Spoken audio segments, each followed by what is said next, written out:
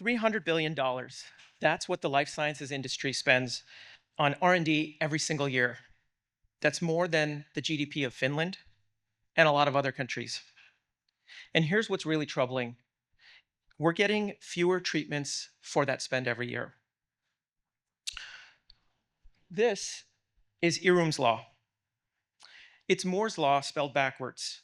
As a reminder, in Moore's law, in semiconductor R&D, it's the empirical observation that compute power doubles every year, every 2 years with minimal increase in cost. Life sciences has its own law, and it moves in the opposite direction. The number of treatments per $1 billion of R&D has halved every 9 years since 1950. Think about that for a second, halved, not doubled.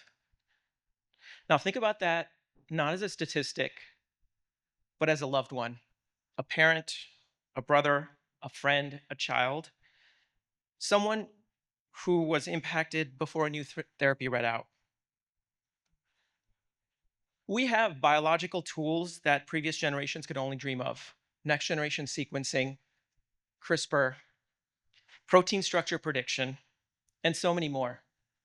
And yet, it takes more money and more time than ever before to get each new diagnostic and each new therapeutic from bench to bedside.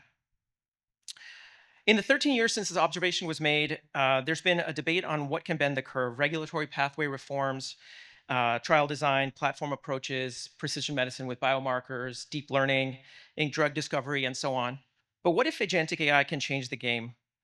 What if it can move the complexity of biological systems just a bit closer to the relative simplicity of solid-state physics?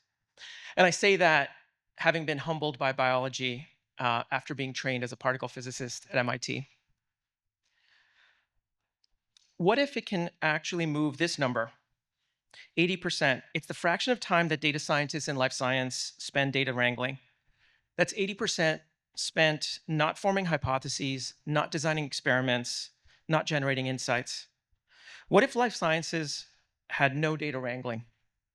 What if a life scientist go from their question of data to an answer without having to think about SQL queries, converting files and joining tables, fighting with the IM console, or waiting 3 weeks for support from a biostatistician or bioinformatician?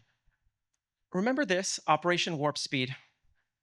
Now, there was something very unique, a vaccine designed and shipped to all of us in less than a year, the speed of tech rather than life science.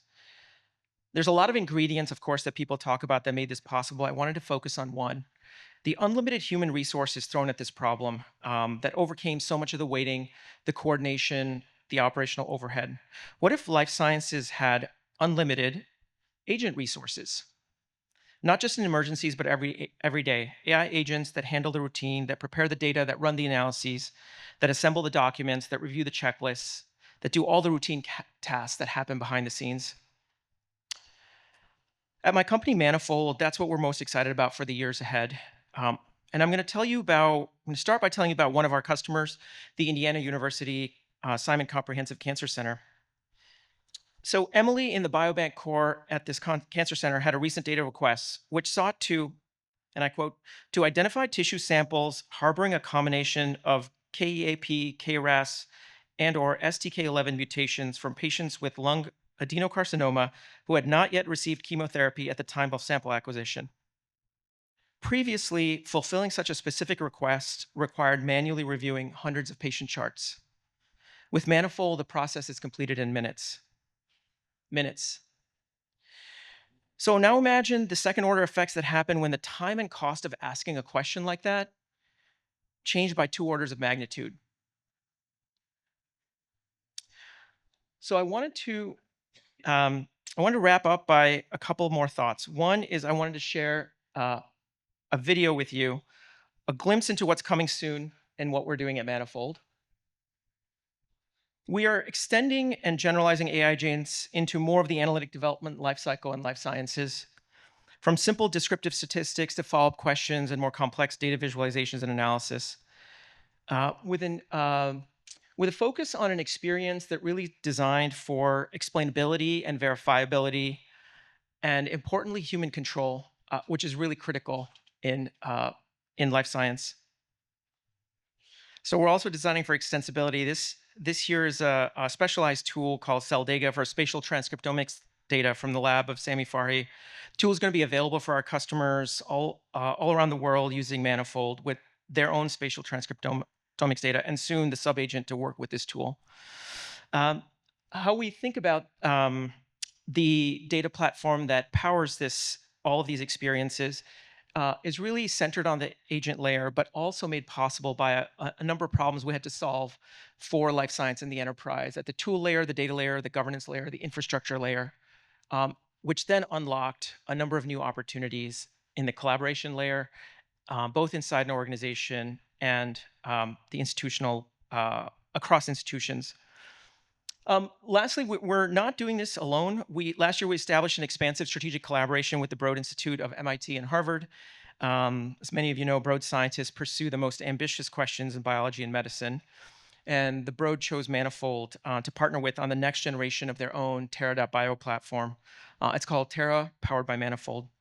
Among the most exciting upgrades coming very soon is AI agents built on Claude running on AWS Bedrock. You'll be seeing more about that from Anthropic very soon. I'm going to wrap up before Nancy hooks me here. So we're not naive. Biology is hard. Disease is complex. But Irum's law, we believe, it's not a law of nature. It's a law about how we choose to organize ourselves and our work, and we can choose differently now with the power of agentic AI behind us. Every month we wait, every quarter we delay real people, someone's parent, someone's child, someone's friend, wait for treatments that could transform their lives. So I'm here to invite you to join us to go faster together. Thank you.